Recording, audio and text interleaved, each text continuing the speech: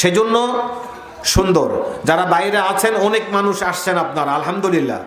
আর বাইরে থেকে যদি একটা লোকও না আসে, মন খারাপ করবেন? মাহফিল চালানোর জন্যে আলহামদুলিল্লাহ যথেষ্ট। আমার সময়ে আমি যতক্ষণ কথা বলবো আর একটা লোকও যদি না আসে, আপনাদের কোনো আপত্তি আছে? তবে যেতে গেলে আপত্তি আছে, যাবেন না একান্তই।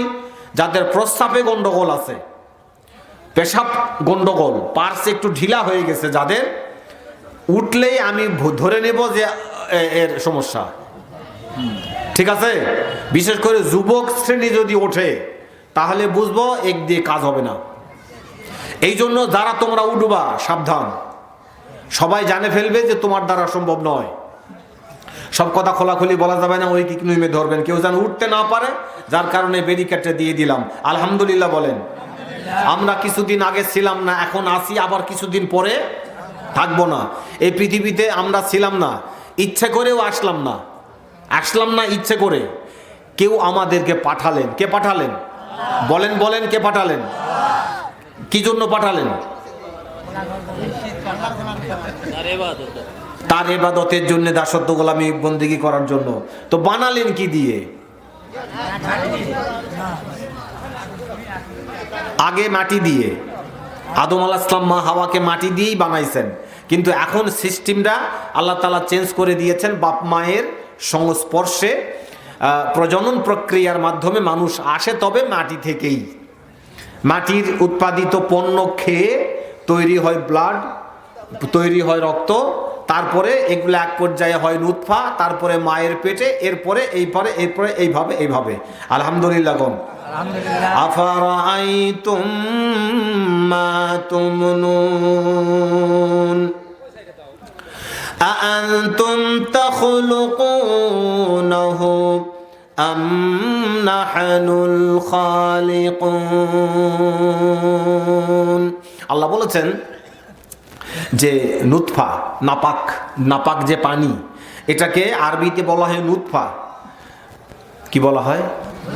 বাংলা যে নাম, এটা উচ্চারণ না করাই ভালো। উচ্চারণ করলে আপনারা বলবেন যে হুজুর এটা না বলাই ভালো। বাপ তার ছেলে মেয়ের সামনে এটা উচ্চারণ করতে পারে না? কয়ে তিন আলিফ টানেন, পারে না। দুধের কেজি কয় টাকা এখন? 60-70। এটা 60-70 পয়সা দিয়ে কেউ কেনে না। ঘৃণায় নাক ফেরাবে, নিজেকে ফেরাবে। আর এটা বের হলে, শরীরে ভরলে গোসল ফরজ হয়ে যায়, ঠিক কিনা গণ? এটা দিয়ে আল্লাহ তাআলা আপনাকে আমাকে বানিয়েছেন, অহংকার করার কিছু নাই।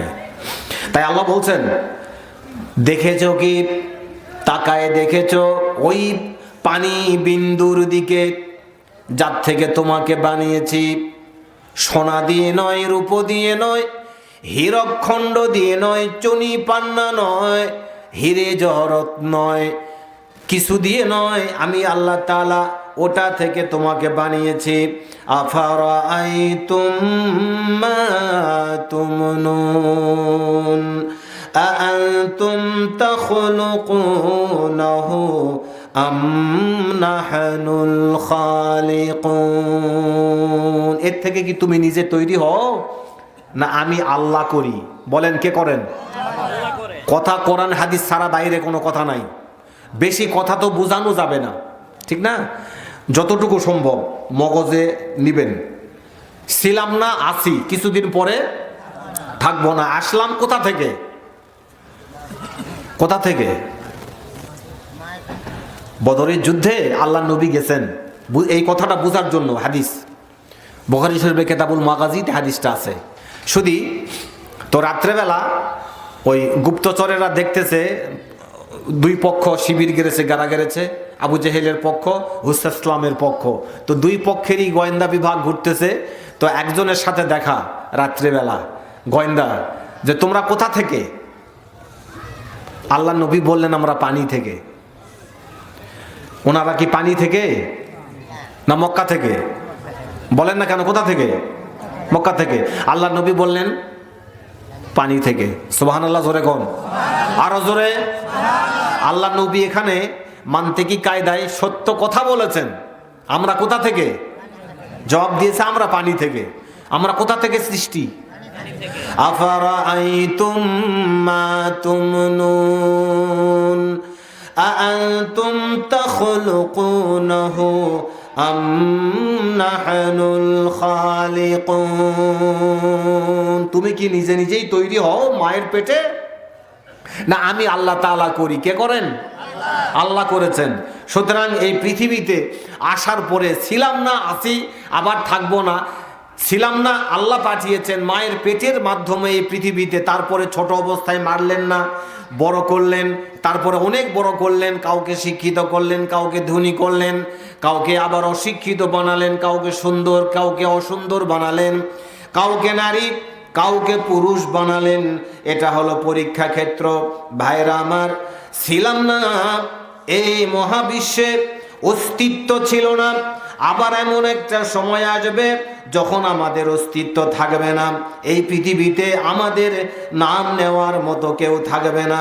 এই যে 2 পয়সার মানুষ,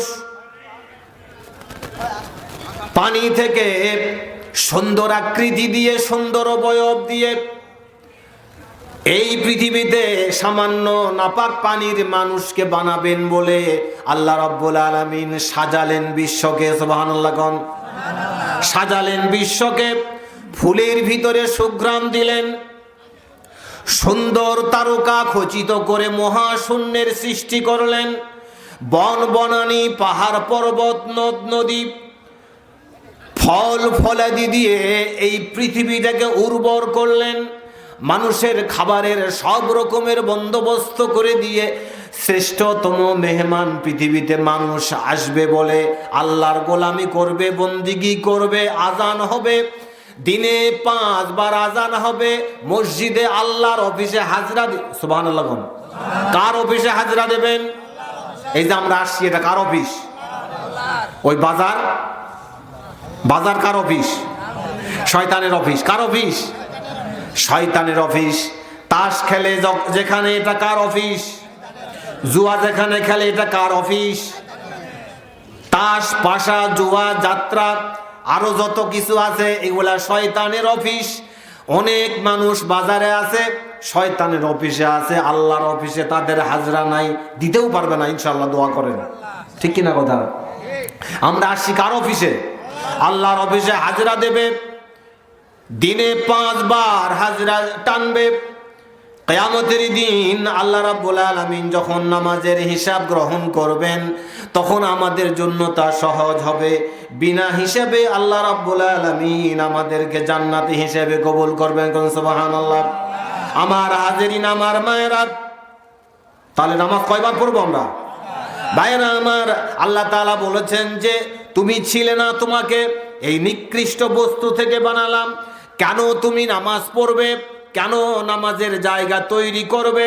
কেন ওর হেফাজত করবে? ওটাকে সংরক্ষণ করবে? কি জন্যে করবে? তার প্রমাণ হিসেবে আল্লাহ তাআলা পরের আয়াতে বলতেছেন, আফারাআইতুম মা তাহরুসুন আআনতুম তাজরাউনাহু আম নাহনুজ যারিউন। চিৎকার দিয়ে কোন মারহাবা। হে আপ তো আমার বান্দা, তোমাকে বানালাম অনস্তিত্বে থেকে অস্তিত্বে এনে পৃথিবীতে বানালাম। পৃথিবীতে এলে তোমার খাবারের প্রয়োজন হবে, যে খাবার তোমার জীবন ধারণের জন্য দরকার। এই খাবারটুকু আমি আল্লাহ রাব্বুল আলামিন তোমার জন্য বানিয়েছি। এই যে খাদ্যের বীজ, ধানের বীজ, পাটের বীজ, এরপরে আরো যত বীজ আছে, এই বীজগুলা মাটিতে বপন করো। এই বীজগুলা মাটিতে ফেলো। মাটির এমন পাওয়ার, এমন ক্ষমতা, এটাকে পচায়া দেয়। আপনি যত বড় ধনী, যত বড় শিক্ষিত মানুষ হন, পাওয়ারফুল হন, আপনার একটা কিছু গায়ের জামা, এই রুমাল, আমার কোট, আমার টুপি মাটির ভিতরে 7 দিন পুঁতে রাখলে পচে যাবে, ঠিক কিনা? আল্লাহ হুকুম দিয়ে দিছে, আমার বান্দা মানুষ সৃষ্টি করেছি আমি আল্লাহ তাআলা। ধানের বীজ মাটির ভিতরে কবর দিবে, খবরদার নষ্ট করবি না। সুবহানাল্লাহ কবেন না? নষ্ট করবি না। একটা আলু মাটিতে কবর দেওয়া হয়। আল্লাহ বলে দিয়েছেন মাটি রে, হে মাটি তুই আমার হুকুম মানবি, তোর বিধান যেটা এখন ভুলে যা। কবর থেকে আল্লাহ তাআলা মানুষকে তুলবেন, এতে কোনো সন্দেহ, জোরে কোন সন্দেহ, সন্দেহ নাই। তার প্রমাণও এই হাদিসে, এই আয়াতের তাফসিরে মুফাসসিরিনে কেরাম সুন্দর করে লিখেছেন যে মানুষকে আল্লাহ তাআলা কবর থেকে তুলবেন। আমরা আলু কবর দেই, লালা টেনে আলু কবর দিয়ে দেই, কবর দিয়ে মাটি দিয়ে কবর দিয়ে সুন্দর করে ঢেকে দেই। কয়েকদিন পরে গাছ উঠে যায়। এরপরে কিছু সময়, 1.5 মাস 2 মাস, আলুর একটা মেয়াদ আছে। এখন যেটা তুলতেছে অল্প সময় হয়। পাটনায় আলু 3 মাস পরে উঠে, যখন উঠে গেছে গাছের গোড়া খুঁড়ে আলুটা আছে না নাই ওখানে? আলু কোনোটা থাকে কোনোটা থাকে না। যেটা পচে যায় তাও গৃহস্থ কৃষক দুঃখ করে না, আর যেটা থাকে এটাও খাবার উপযুক্ত থাকে না। তারপরেও কৃষক বলে আলহামদুলিল্লাহ। কি বলে? আলু তো পচে গেছে, তারপরেও কি জন্য আলহামদুলিল্লাহ বলেন? কি আছে? উপরে পাতা বের হয়ে আসছে, গাছ আছে। সুতরাং গাছ আছে মানে আমার কি আছে? আলু আছে। একটা